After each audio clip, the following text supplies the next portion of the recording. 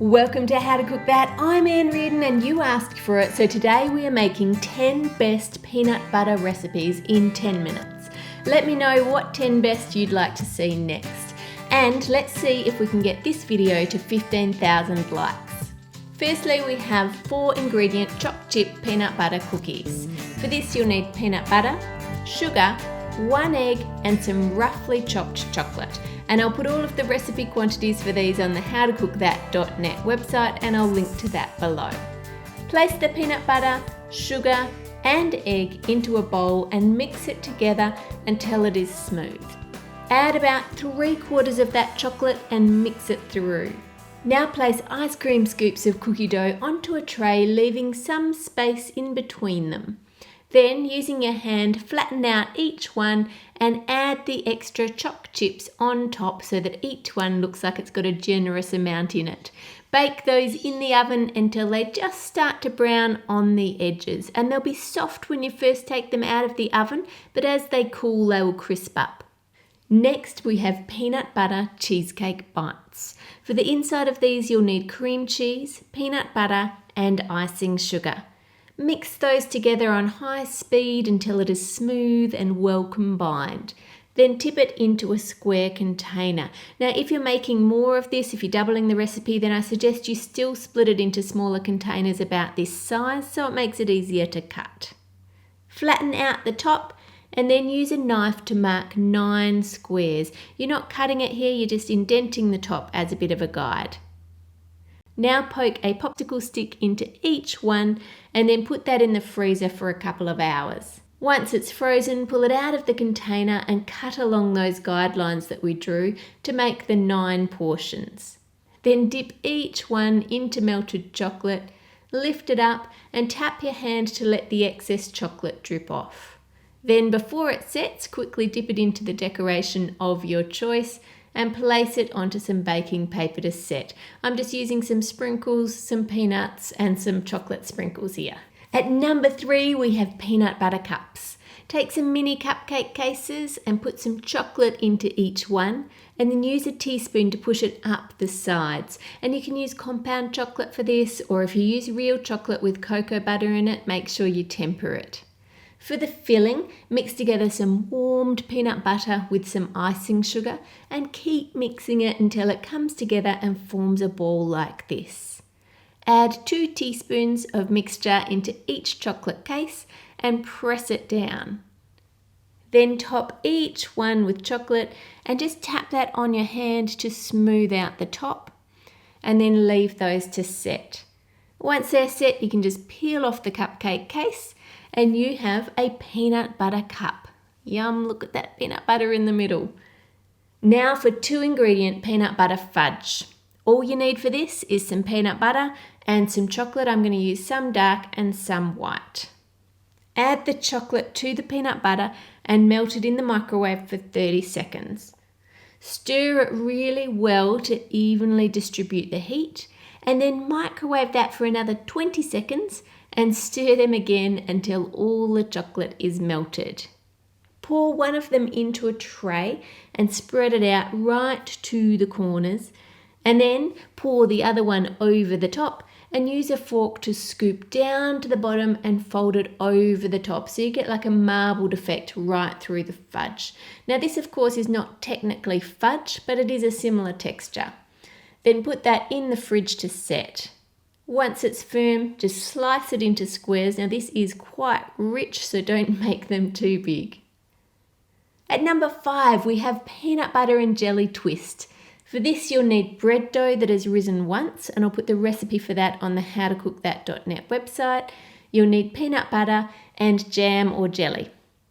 Roll 1/2 of the dough into a large rectangle about this thickness, and then spread a thin layer of jam across the dough. Roll out the second half of the dough and place it over the top and then peel off the baking paper. Spread out peanut butter evenly over the top of that one. Then starting at one side, roll up the bread dough, and you can use the baking paper to help you roll it all the way up. Take a sharp knife and cut it down the center, revealing all those layers. Join one end together and then twist the dough around, keeping the cut edge facing up so we can see those layers. Keep twisting it all the way to the end. Then slide that onto a baking tray, and you want to leave it in a warm place to rise. Once it's risen and it looks like this, bake it in the oven until it's golden and delicious. For the peanut butter frozen yogurt, you will need yogurt, icing sugar, peanut butter, and cream. Place the yogurt, cream, and icing sugar into an ice cream machine and churn it until it is frozen and thickened. Warm the peanut butter and pour it onto the frozen yogurt and fold that through. We don't want to mix it in, we just want streaks of peanut butter right through. Serve scoopfuls topped with strawberries and peanuts. Yum! Now for this super easy refrigerator cake. You will need cream, icing sugar, peanut butter, and chocolate cookies or biscuits, and we'll also need some more cream and icing sugar later. Put the peanut butter, cream, and icing sugar into a bowl and whisk it with electric beaters until you have stiff peaks like this. Take one of your cookies and sandwich it to the next one using your peanut butter cream. Take another one, put cream on it, and add it to the first ones, and continue to add more cookies until you have 3 rows. Take your extra cream and icing sugar and put it into a bowl with some vanilla and whip that to firm peaks too. Use that to cover the whole outside of the dessert, and then decorate it how you like. I'm adding sprinkles all over the top just to make it colourful. Place that in the fridge for about an hour for the cookies to soften, and then you can cut slices across to reveal those layers. At number 8, we have peanut butter pretzel bites. For this you need icing sugar, brown sugar, crunchy peanut butter, pretzels, and chocolate to coat. Add the butter, icing sugar, and peanut butter to the brown sugar and mix that together using electric beaters until it all comes together. Take a tablespoon of the mixture and roll it into a ball and then sandwich that together between 2 pretzels. Dip 1/2 into tempered chocolate and then place that onto some baking paper to set.